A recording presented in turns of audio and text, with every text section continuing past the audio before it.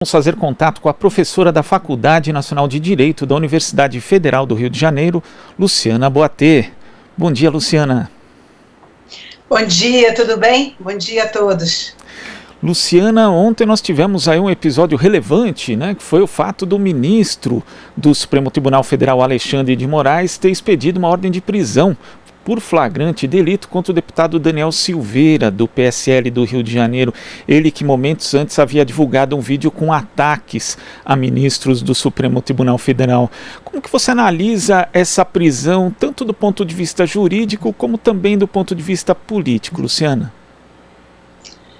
Bom, do ponto de vista político, a gente vê, né, um acirramento desse enfrentamento desses grupos, né, fundamentalistas dirigidos, e um acirramento das disputas com o Supremo Tribunal Federal, que de alguma maneira tem freado alguns arroubos e atitudes claramente autoritárias, inconstitucionais e violentas, né, desse grupo do qual esse deputado federal faz parte. Esse deputado federal é conhecido aqui no Rio de Janeiro como o deputado que quebrou a placa de Marielle, né, que fez uma campanha política muito violenta e apostou nessa radicalização, nessa lógica de enfrentamento às instituições, da violência, do apelo a armas, né, para se eleger, se aproveitando daquele cenário de polarização que envolvia Bolsonaro.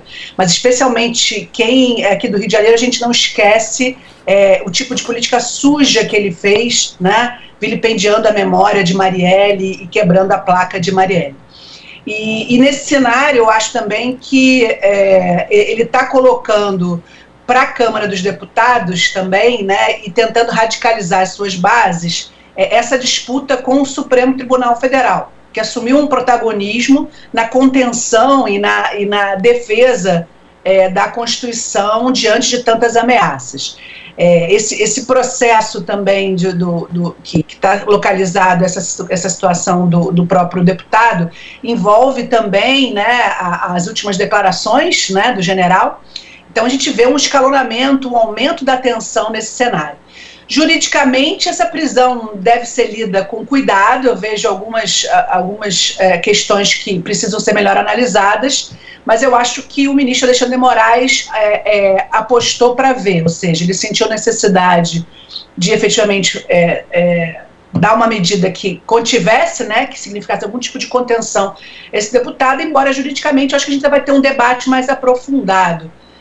Especial diante das limitações que a Constituição Federal aponta para a prisão de deputados federais. Mas, em resumo, eu acho que o que Alexandre de Moraes fez foi jogar agora para o Congresso a análise dessa prisão, né? Porque o Congresso agora vai ter 24 horas para analisar essa prisão. Vamos ver aí o deputado Arthur Lira, né, que preside atualmente a Câmara dos Deputados. Vamos ver até onde ele vai nessa aliança com Bolsonaro e se o Congresso vai efetivamente chancelar essas ameaças que esse deputado vem fazendo. Eu acho que, acima de tudo, mais do que uma decisão técnica do Alexandre de Moraes, foi uma decisão política que joga para o Congresso também uma grande responsabilidade nesse momento. Política, acima de tudo. O jurídico, a gente pode fazer alguns debates ainda.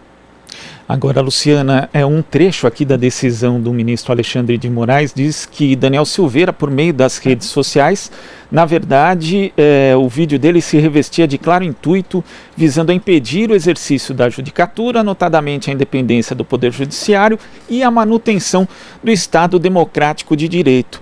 A gente, na verdade, quando vê algumas manifestações de parlamentares, né, inclusive do próprio presidente da República, quando o deputado que proferiu o discurso de ódio fez apologia à tortura, também atentou contra a democracia por meio de discursos, e ali não aconteceu nada. Você acha que isso, na verdade, pode criar um novo parâmetro sobre o limite da liberdade de expressão de um parlamentar, no caso, e até onde a democracia pode suportar esse tipo de discurso de ódio, Luciana? Então, eu acho que isso que você coloca é essencial da gente falar, em especial quando se fala que o Brasil vive uma democracia ainda jovem, né? Na verdade, nós temos uma Constituição que é uma Constituição muito boa, né, que foi muito dialogada com movimentos sociais, que foi fruto de um pacto que a gente critica o pacto na análise da lei de anistia, mas foi feita uma articulação política muito bem feita, de forma a incorporar elementos que pudessem pôr um fim à então ditadura empresarial militar e constituir as bases da democracia, né, participativa, republicana, que deveria ter se estabelecido no Brasil. O que a gente, no entanto, viu desde a edição dessa Constituição são vários retrocessos, emendas constitucionais, mas, essencialmente, esse tema das liberdades individuais, ele não pode ser colocado em risco como ele está colocado agora, né? O que a gente está vendo é que uma atitude como essa de um deputado federal, as próprias manifestações desde sempre do presidente Bolsonaro, eles vêm colocando em teste, né, a capacidade das instituições de reagirem. Eu acho que esse é o momento, e Alexandre de Moraes tem assumido esse papel também nas ameaças ao Supremo. E por que ele está tipificado na Lei de Segurança Nacional? Porque ele defende o fechamento do Supremo, né, um dos poderes da República. E isso é um atentado à Constituição, e isso também está ali constituído sob crime, como crime pela Lei de Segurança Nacional. Essa Lei de Segurança Nacional, inclusive, deve ser criticada, porque ela é de 1983, ela ainda é antes da Constituição, né? Eu defendo, e tem deputados que estão fazendo esse debate muito importante, de uma lei de proteção ao Estado de Direito. Ou seja, o que esse deputado está fazendo é, inclusive, violando uma lei da ditadura, né? Nem no final da ditadura era possível você falar uma frase como essa. Então, de fato, né, algum nível de contenção e de reprimenda é necessário que esse deputado entenda que há limites. Mas eu vejo também que ele está jogando com isso para ganhar plateia dentro dessa lógica atual, né, das redes sociais. Mas eu entendo que nós teremos que acompanhar com muita atenção, porque, de fato, há limites na liberdade de expressão. Um deputado não pode negar a própria Constituição que sustenta, né, a sua liberdade democrática de atuar. É um contrassenso a gente achar, é inaceitável que a gente ache que a liberdade de imprensa ou a liberdade, né, concedida de expressão ainda mais ampliada do que para o resto das pessoas a um deputado federal, permita a ele negar a democracia, permita a ele negar a própria Constituição que sustenta, né, a sua liberdade de atuação. Então é esse contrassenso, são essas contradições que a gente está vendo no Brasil, especialmente a partir da eleição de Bolsonaro em 2018, que é necessário que as instituições enfrentem. Acima de tudo, nós estamos diante, né, de uma grande ameaça que vem se escalonando, que vem se densificando, e que, se não for feita se não for tomada alguma medida agora, isso pode descambar, inclusive, para o fim da nossa democracia, que eu acho que é o que a gente não pode deixar que aconteça. E eu quero ver agora o Centrão, né? O Centrão, que também tradicionalmente foi aliado da Arena e que manteve o espírito, não as mesmas pessoas, mas esse tipo de atuação política, as origens partidárias, né, do que hoje se chama Centrão. Eu espero que, e esse vai ser o momento também da gente ver como vão votar esses deputados diante dessa ameaça. O que a gente pode dizer nesse momento hoje, né, chancelar o que esse deputado está dizendo, ele está fazendo de propósito, né, chancelar o que esse deputado está dizendo poderá significar um atentado à nossa democracia. Então, eu acho que a gente tem que acompanhar com muita atenção o que está acontecendo no país hoje, em especial também diante desse general, né, do general que lançou um livro contando histórias tão atentatórias à democracia, como essa que legitima esse tweet que ameaçou o julgamento do presidente Lula, né, alguns anos atrás. Eu acho que o cenário no Brasil hoje é muito preocupante. Luciano, e falando justamente a respeito dessa atitude do general Vilas Boas, que em 2018 fez esse tweet que você mencionou, ameaçando, né, de forma bem pouco velada, inclusive o Supremo Tribunal Federal, por conta do julgamento da prisão após condenação em segunda instância, que dizia a respeito ali diretamente à questão da prisão do ex-presidente Lula. Como é que você vê essa reação tardia, né? 3 anos depois, a reação do ministro Edson Fachin repudiando essa atitude, agora que foi revelado, inclusive, que militares ali da alta cúpula também sabiam, né, que o general Vilas Boas ia publicar esse tweet, inclusive contribuíram ali, segundo o próprio general. Como é que você viu essa reação tão tardia, Luciana? Eu vejo que o Supremo Tribunal Federal deve estar repensando a sua atuação no golpe contra o presidente Lula. De alguma maneira, o próprio Gilmar Mendes, né, deu uma declaração muito contundente, né? Gilmar Mendes, ele próprio, que teve uma participação essencial, é importante que a gente lembre que não haveria o golpe contra a ex-presidente Dilma, que atingiu e que efetivamente envolveu esse processo da Lava Jato contra o presidente Lula, né, sem atuação do Supremo Tribunal Federal.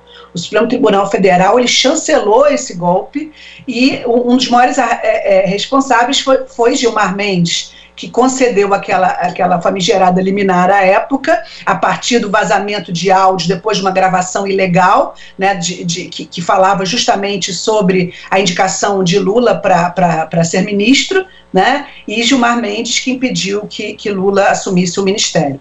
Então, o Fachin, por outro lado, também esteve, é o relator, né, sempre esteve muito próximo, né, desses casos. O que eu vi, ou pelo menos o que a gente imagina que possa estar acontecendo, é o Supremo ter visto aonde isso levou, né? Em que ponto nós estamos hoje e o que significou essa omissão do Supremo, né, na defesa da Constituição e na defesa da democracia brasileira no momento do golpe. Né, aquele chavão com o Supremo com tudo, né, infelizmente a gente tem que fazer essa análise. E eu vejo que Fachin talvez hoje esteja repensando. E, inclusive, ele sendo alvo de ataques, esse deputado, ele ameaça fisicamente o Fachin. As famílias do ministro estão recebendo ameaças, é algo muito, muito grave. Né? E isso foi alimentado pelo golpe sofrido, pelo atentado à democracia que foi praticado e pela leniência com que o Supremo Tribunal Federal, em especial atualmente o Procurador-Geral da República, está tratando o presidente da República. Chancelado também por apoios políticos, né? Que a sensação que a gente tem do Centrão é que até vender a mãe eles estão aceitando. Então o nível da política no Brasil tá nesse patamar, não só compra e venda de votos de apoio político, como compra e venda de votos de um apoio político que significa a negação da própria democracia. Né? A ameaça que está sobre as instituições democráticas, ela é real. Né? Nós temos liberação de armamento, temos tolerância com fundamentalistas, né, antidemocráticos, com saudosistas da ditadura, com torturadores, temos forças armadas que, ao invés de garantir, se manterem no seu lugar constitucional, estão querendo interferir, né, no jogo político e quebrando, inclusive, a harmonia entre os poderes. Eu acho que o cenário hoje, eu espero mesmo que os ministros do Supremo politicamente façam, né, uma reflexão, inclusive com questões jurídicas que eles reformularam a partir dessa vontade, dessa clara opção política, né, por apoiar o golpe contra Dilma, né, e essa política antipetista, né, um ódio às esquerdas. O que a gente viu foi o Supremo sujando as mãos, mas o que parece estar acontecendo é caindo a ficha de onde isso nos levou, daí a importância também desse momento atual, desse debate, e vamos aguardar o que o Supremo vai fazer. Me parece que agora, efetivamente, como a questão veio contra eles, né, contra pessoalmente os ministros, porque não é só um ataque à instituição, tem um ataque à instituição no sentido de reivindicar o fechamento, o que é inconstitucional, é antidemocrático, que não cabe também dentro dos limites da liberdade de expressão ou da liberdade de mandato de nenhum deputado, mas também tem ameaças pessoais aos ministros, né? Então, assim, o mandado de prisão, que até tem um probleminha aqui, que para mim não haveria prisão em flagrante, né, tecnicamente, mas ele fez uma articulação jurídica ali, que pode ser melhor avaliada, para justificar uma prisão em flagrante, ou para garantir, ou dar uma chancela para uma prisão em flagrante, não é propriamente um mandato, né, mas o que está em jogo agora, que é jogar para o Congresso se manifestar. Então, acho que, de alguma forma, o Alexandre de Moraes é um grande estrategista e ele está fazendo estratégia, está fazendo jogo político. Né? Ele está atuando juridicamente dentro de um jogo político, felizmente, de defesa da Constituição. Alexandre de Moraes é um juiz extremamente politizado, né? Tem muita experiência em investigações, então ele está aí articulando. Agora, eu acho que o Supremo aqui está se colocando, né? A gente espera que a maioria do Supremo consiga lidar com a situação, né, dentro da perspectiva necessária, que é o Supremo existe para defender a Constituição, né? Não existe para ceder para pressão para general, ou para lutar contra a impunidade, nem para garantir, né, ou para permitir que presidentes da República como o Bolsonaro continuem atuando dessa forma. Agora, temos um problema que eu vejo aqui, que é o PGR. Né? Hoje quem está na Procuradoria-Geral da República é um aliado de primeira hora de Bolsonaro. Então, como também qualquer acusação, qualquer processo, para seguir adiante, o Supremo não pode ele próprio atuar, né, como juiz, como acusador. Nós temos princípios constitucionais, então é necessário que a gente cobre, que seja estabelecida, né, a garantia de todas as... Inclusive, o próprio deputado, ele tem garantias, né, ele vai ter direito de defesa, mas é necessário também que a gente cobre da Procuradoria-Geral da República, que está nos devendo também uma atuação, né, de acordo com as leis e em defesa da Constituição. Esse pacto com Bolsonaro, feito pelo Aras, né, não pode justificar o que está sendo colocado, a sua atuação, que para mim é uma atuação, inclusive, que deveria ser questionada juridicamente. Né? O que o Aras vem fazendo é engavetando investigações ou impedindo ou atrasando, né, investigações. Isso é muito sério. E eu acho que isso precisa ser dito publicamente. Temos que cobrar das instituições que funcionem. Né? E esse pacto de acordos políticos da mediocridade, esses pactos antidemocráticos políticos que estão sendo realizados hoje para a sustentação desse governo Bolsonaro, eles precisam ser criticados publicamente, inclusive internacionalmente. Né? Então, eu vejo aqui, a gente espera que o Supremo efetivamente consiga atuar de acordo com as leis, defendendo a Constituição, inclusive as garantias desse deputado. Né? A gente não defende de jeito nenhum um tribunal de exceção. Uma das características da democracia é justamente o respeito aos direitos humanos, de respeito às garantias e os direitos coletivos e individuais. E é nesse patamar, exigindo, né, que a lei seja cumprida, assim como a gente não pode tolerar que a sentença proferida por Moro seja mantida porque ele violou direitos e garantias individuais do Lula. A gente também quer que o Supremo atue de acordo com as leis e julgue, porque tem elementos de sobra para efetivamente ter uma resposta à altura para casos não só desse deputado, mas de todos esses grupos, né, e inclusive para que se dê uma resposta a essa atuação absolutamente inconstitucional e criminosa do presidente Bolsonaro e dos seus comparsas, tanto na pandemia como também nessa atuação de liberação de armas, de favorecimento de milícias e os tantos crimes que a gente tem visto todos os dias que são praticados pelo presidente da República à luz do dia, né? À luz do dia. É necessário que a gente cobre e exija respostas. Luciana, eu queria agradecer a sua participação aqui no Jornal Brasil Atual. Vamos acompanhar agora qual é a postura do Supremo Tribunal Federal e também da Câmara dos Deputados em relação a esse episódio. Muito obrigado, até a próxima. Obrigado, estou à disposição, até a próxima, bom dia. Bom dia.